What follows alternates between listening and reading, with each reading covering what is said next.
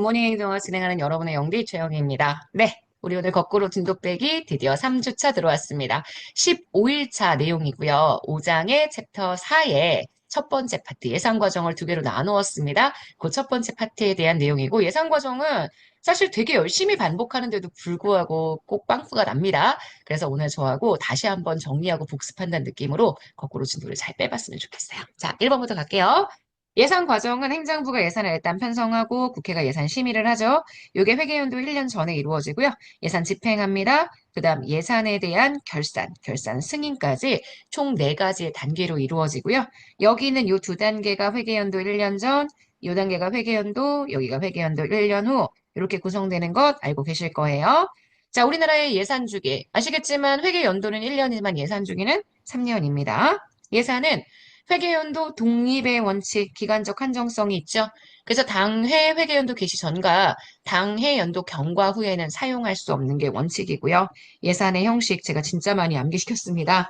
예산 총칙, 세입세출 예산, 계속비, 명시 2월비, 국고채무 부담행위로 구성되죠. 다시 예산 총칙, 세입세출 예산, 계속비, 명시 2월비, 국고채무 부담행위입니다.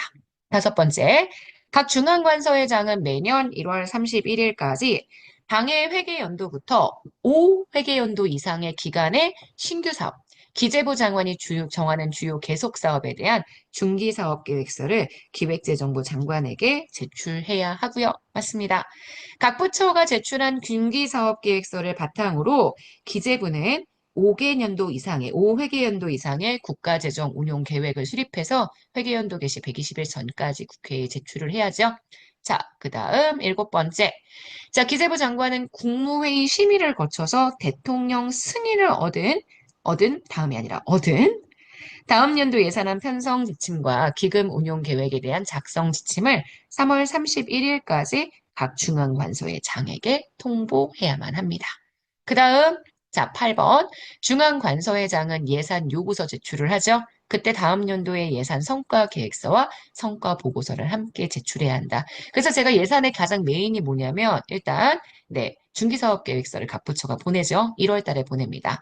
3월 달에 예산안 편성 지침을 통보하게 되고요. 5월 달에 예산 요구서를 제출한다. 1월과 3월과 5월이 메인이라고 얘기를 했었습니다. 자, 그리고 요거 제가 조문 이건 기출이 됐던 내용이기 때문에 꼭 보시라고 했었죠.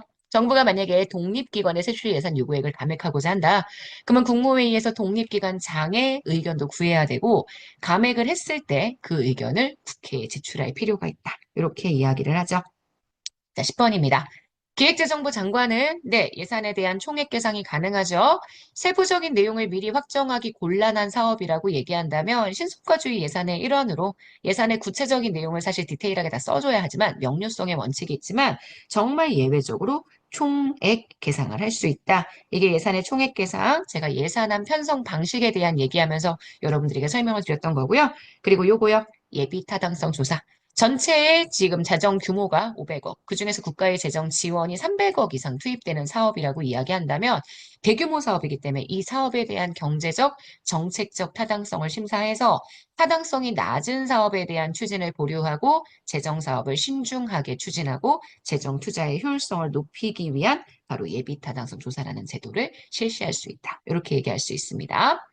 12번입니다. 예산 심의 시 상임위원회는 정부의 동의가 있는 경우라고 한다면 증액이나 새로운 비목을 설치할 수 있습니다. 하지만 감액은 정부의 동의를 요구하지 않는다. 그래서 증액할 때와 감액할 때 정부의 동의를 얻는 정도가 다르다라는 거 기억해 주셔야 되고요.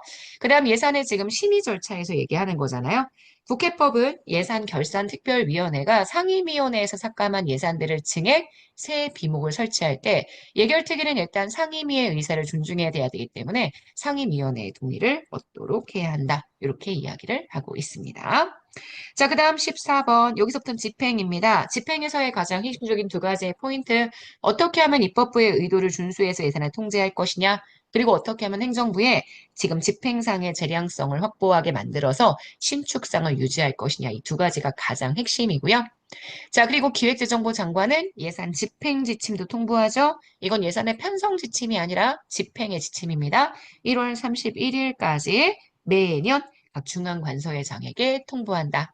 기획재정부 장관은 예산 집행할 때 회계연도 개시 전 분기별 예산 배정 계획을 만들죠. 그리고 자금에 대한 배정 계획을 수립합니다. 그러니까 배정에 대한 계획은 분기별로 수립한다라고 얘기를 했었고, 그 다음 재배정에 대한 계획은 보통 법에 규정되어 있는 내용은 아니지만 통상적으로 월별로 진행한다고 얘기를 했습니다. 회계연도 개시가 되면 그 다음 배정이 이루어지죠. 17번입니다. 총사업비 관리제도 연도 중요하다고 했어요. 1994년. 예비타 당선 조사는 99년, 총사업비 관리제도는 94년. 제가 기간이 중요하다고 했습니다. 각 중앙관서회장은 완성에 2년 이상이 소요되는 일정한 대규모 사업에 대해서 그 사업 규모, 총사업비, 사업 기간 등을 정해서 기재부 장관과 협의해야 한다라고 이야기하죠. 그 다음 18번 전용입니다. 행정 과목인 세양과 목 사이의 상호 융통, 신축성을 부여하기 위한 방법이죠. 무조건 할 수 있는 건 아니고 국회의 의견은 받지 않아도 되지만 기재부 장관의 승인은 반드시 필요하다고 했습니다. 그래서 이용은 국회의 의견을 받은 후에 기재부 장관의 승인, 전용은 국회의 의견 없이 기재부 장관의 승인을 통해서 진행할 수 있다. 이렇게 보셔야 되겠죠? 19번입니다. 예비비 일반회계 예산 총액의 100분의 1 이내의 금액에서 계상할 수 있는 거 알고 계실 거고요. 수입 대체 경비 초과 수입을 대통령 명의 정하는 바에 따라 그 초과 수입과 관련되는 경비 및 수감되는 경비에 초과 지출할 수 있는 경비, 수입을 경비로 대체한다. 제가 이렇게 말씀드렸었죠. 이것도 아시겠지만 신축성을 부여하기 위한 방법이고요. 국고채무부담행위에 대한 내용 들어가 있습니다. 법률, 대출 예산, 계속비 총액의 범위 안에 있는 거라고 한다면 그렇게 써주면 되는데 그거 이외에 별도의 게 따로 있기 때문에 예산에 별도의 국고채무 부담행위라고 명시를 하죠. 그래서 이 범위 안의 것 외에 국가가 지출에 대한 의무를 부담하는 행위, 채무를 부담하는 행위를 말하게 된다. 이렇게 정리해 주시면 되겠습니다. 자, 그럼 문제 한번 풀어보도록 합시다. 1번부터 가볼게요. 8회에 저희 9, 10월에 아니 7, 8월에 진행했었던 저희 단원별 문제풀이 8회의 11번 문제입니다. 자, 우리나라 예산 과정에 대한 설명으로 옳은 것, 예산 과정은 예산을 일단 편성하죠. 그 다음 심의합니다.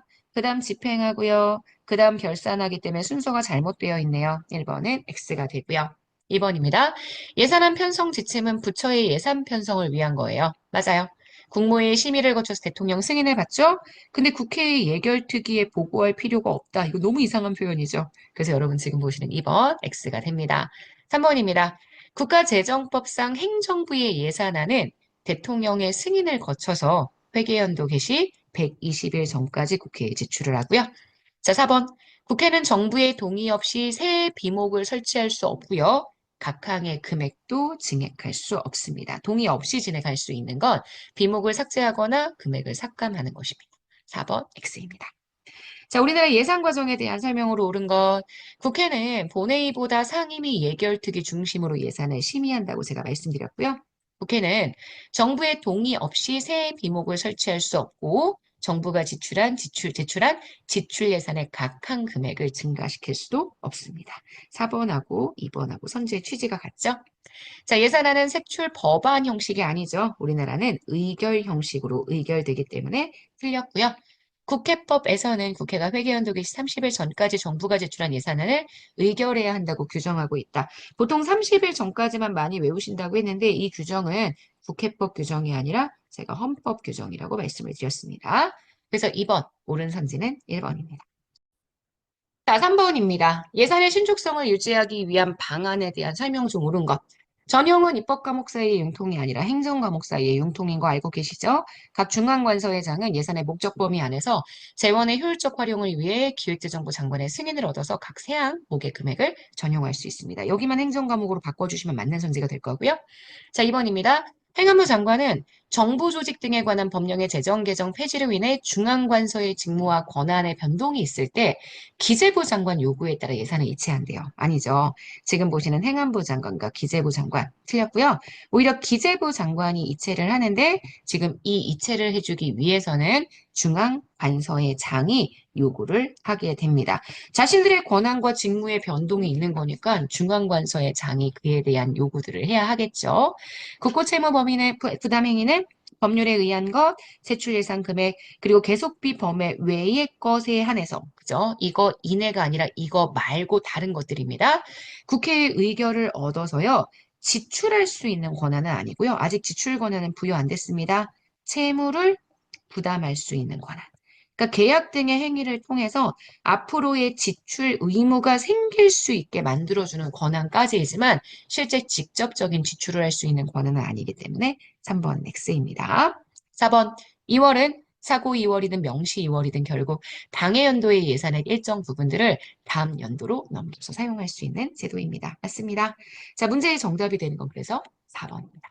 자, 여기까지 보시게 되면 우리 일단 15일차 거꾸로 진도 빼기 4장의 챕터, 아니 5장의 챕터 4 예산 과정의 첫 번째 파트 정리했습니다. 내일은 두 번째 파트 정리할 거니까 첫 번째와 두 번째 잘 연결해서 예산 전체 국가재정법 내용들 잘 살펴보실 수 있었으면 좋겠습니다. 자, 여러분 여기까지 해서 우리 오늘 굿모닝 행정학은 마무리하도록 하겠습니다. 오늘 하루도 정말 여러분 거고요. 내일 아침에 만날게요. 여러분, 안녕.